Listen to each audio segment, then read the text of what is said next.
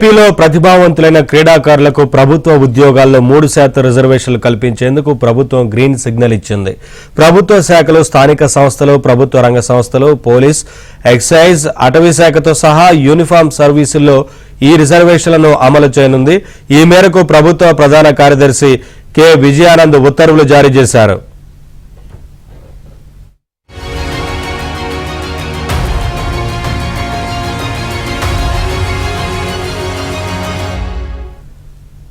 రాష్ట్ర ప్రభుత్వం ఇప్పటికే 2024-29కి సంబంధించిన స్పోర్ట్స్ పాలసీని ప్రకటించింది. క్రీడాకారులకు 3% రిజర్వేషన్లు కల్పిస్తామని అందులో ప్రకటించింది. ఈ నేపథ్యంలో తాజాగా 3% రిజర్వేషన్లకు సంబంధించిన మార్గదర్శకాలు విడుదల చేసింది. ఏపీపీఎస్సీ ద్వారా లేదా శాఖల వారీగా డిస్ట్రిక్ట్ సెలక్షన్ కమిటీ ద్వారా చేపట్టే ప్రతి నియామకాల్లో క్రీడాకారులకు రిజర్వేషన్లు అమలు చేయనున్నారు. క్రీడా కోటా కింద అందించే రిజర్వేషన్లకు పోటీ పరీక్షలు అవసరం లేదు.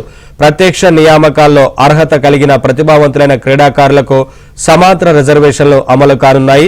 ఈ మార్గదర్శకాలు స్పోర్ట్స్ పాలసీ ప్రకటించినప్పటి నుంచే 5 ఏళ్లు అమల్లో ఉంటాయి.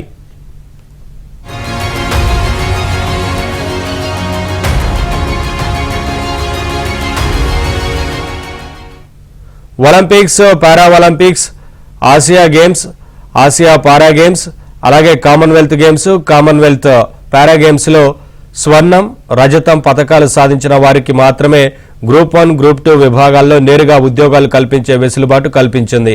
కాంస్య పతకంతో పాటు క్రీడల్లో పాల్గొన్న సర్టిఫికేట్ ఉంటే గ్రూప్ 3 విభాగంలో ఉద్యోగాలకు ప్రభుత్వం అర్హత కల్పించింది. మిగతా క్రీడల్లో గ్రూప్ 3కి మాత్రమే అర్హత ఉంటుంది.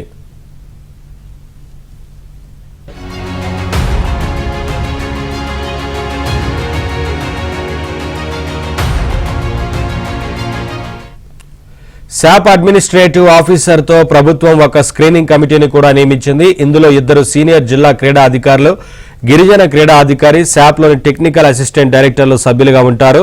ఈ కమిటీ క్రీడాకారులు అందించిన సర్టిఫికేట్లను క్షుణ్ణంగా పరిశీలించడం, సదరు సర్టిఫికేట్లు వాస్తవికతను నిర్ధారించాల్సి ఉంటుంది.